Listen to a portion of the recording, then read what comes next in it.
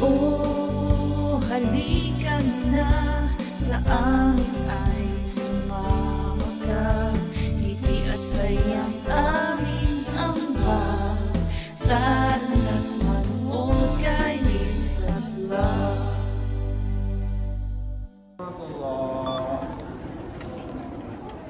Ohayo, Team Liusat! Hello mga bros! So today, meron na naman po tayong check-up. Ang 9th cycle na po today ng ating FESGO. So for today's schedule, kukunan na naman po ulit tayo ng dugo. Every check-up talaga yan. And napakaraming tao today. So dahil mga 20 persons pa bago ako, kumuha na lang muna ako ng aking timbang at saka ng aking blood pressure test. Meron din po pala tayong dentist today. And after sa dentist, meron po akong skin doctor na check-up. Mamaya sa end part ng video, ikikwento ko po sa inyo kung bakit meron tayong skin doctor check-up today. After natin sa skin doctor na check-up, pupunta naman tayo sa breast cancer doctor ko. Then after doon, pupunta na tayo para magpa-inject ng FESGO. Go ka na? Are you go? Mas sumisingit sa video si Lolo sa likod. Bye! Bye! Nag-bye.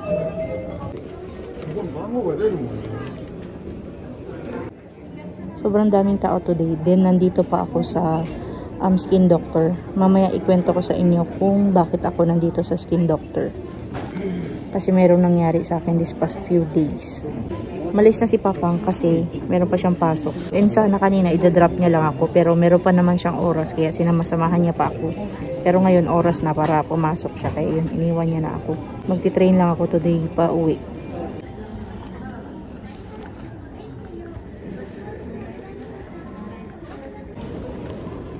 Bigyan na tayo. Negashimasu.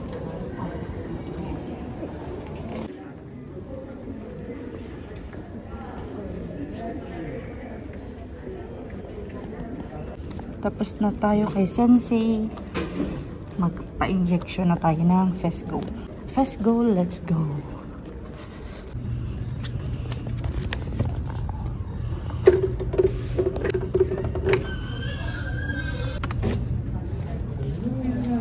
Konnichiwa.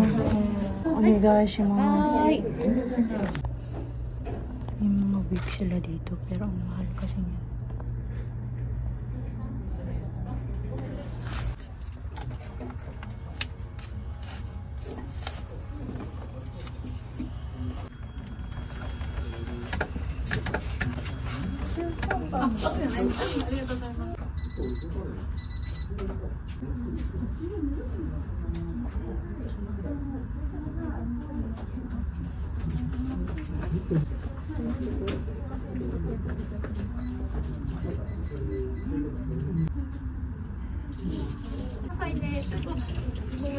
Daijoubu desu. Daijoubu desu.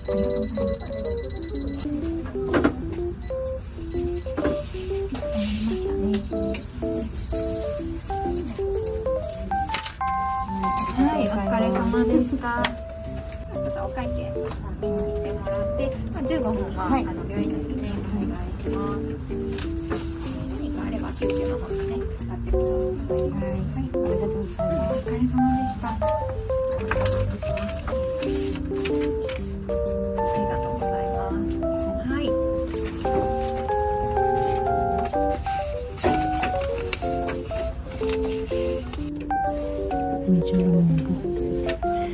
Bye for today.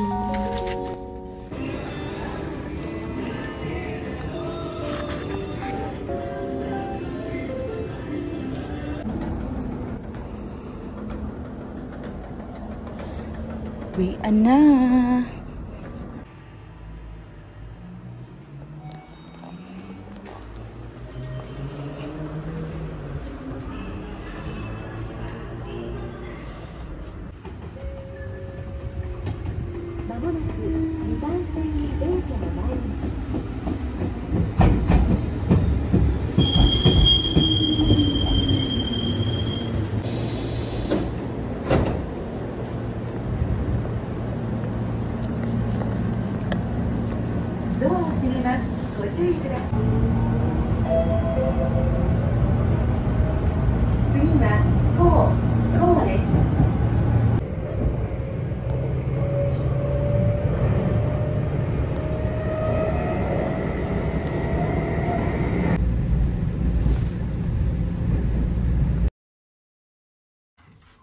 Sarap pa sa lubong, mama. Ice cream. Yung vending machine doon sa Mikawa Mia Station na meron ng ice cream laman. Sarap yan, malap. Pa sa lubong, mama. Jackie.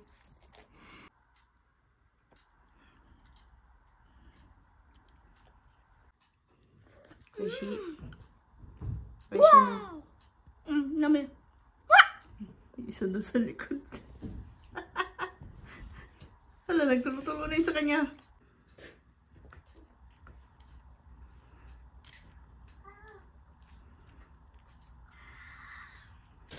So, nakapag-refresh na tayo.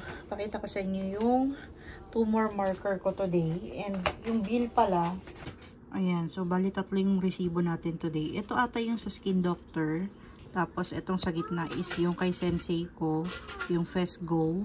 Tapos, itong sa last, ito ata yung dentist. Kasi tatlo yung pinuntahan ko today. Yung Skin Doctor, yung doctor ko sa cancer, at saka yung dentist. Ayan silang tatlo. So, itong mga nasa baba, yan yung mga total na nabayaran natin today. Bali, tatlo yung bill today. Kasi, meron nga akong Skin Doctor today. Tapos, binigyan ako ng gamot sa, ng Skin Doctor, yung pampahid lang. Kasi, okay naman na daw yung ko, hindi naman ako nilagnat. So, hindi na ako binigyan ng gamot sa lagnat at saka sa, yung parang penicillin and amoxicillin. Yung gamot sa, ano ba tawag nito? Infection. Kasi nga na-infection itong kagat ng lamok ko. Nag-umpisa yung infection ko ata. Parang Saturday morning kasi nalalagnat na ako. 38.4 yung lagnat ko. Tapos, akala ko baka sa sobrang pagod lang. Kasi di ba nga, pag nasusobrahan ako ng pagod, nilalagnat din ako. So, sabi ko kay Papang, baka wala lang. Tapos, sa mga sumunod na oras, parang ang sakit na talaga ng braso ko dito na part. Tapos, nahihirapan na akong igalaw. So, pumunta kami nung Saturday sa ospital.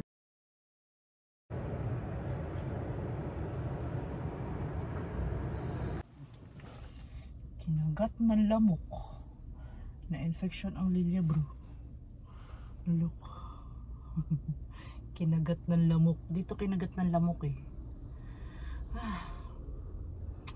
Naburot ang maayo. Kinagat lang ng lamok. So yun nga yung findings nila.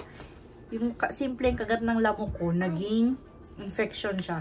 Tapos yung sabi sa akin ng doktor, hindi rin daw ako pwedeng makagat ng lamok katulad nito sa mga namamagang part ng katawan ko. Shh, Jackie. Kasi pwede daw maging infection. And yung pinakabawal talaga sa akin, lalo na dito sa mga namamagang part nga ng katawan, is masugatan. Kasi mabilis daw ako magka-infection doon sa part na yun kung saan namamaga. So napaisip kasi ako nung Saturday, bakit ako nilagnat? Hindi naman ako nasugat, wala naman kahit ano. And ang meron lang na naisip ko na medyo masakit tsaka nangangati is itong area nga na ito na nakagat ng lamok. So yun nga yun. Yung kagat nga ng lamok yung naging dahilan kung bakit ako nilagnat at tsaka nagka-infection.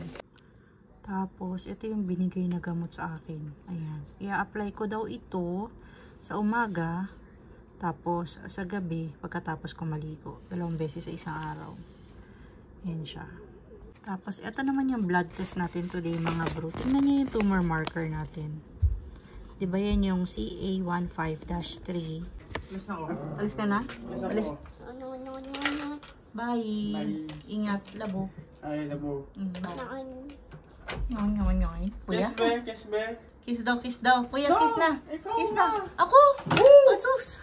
Kiss sa kalbo. Ay, sus. Nak, super good news yung tumor marker ni Mama, oh. Bakit yan? Di ba yung tumor marker dapat hindi lalagpas ng 25? Mm. So, ito yung tumor marker natin. Ang date niya is March 21. Hindi pa po tayo nakikemotherapy nito. Magsa-start pa lang yung ating chemotherapy. And ayan siya, 120 yung kanyang mark. Super taas kasi dapat 25 lang yung maximum.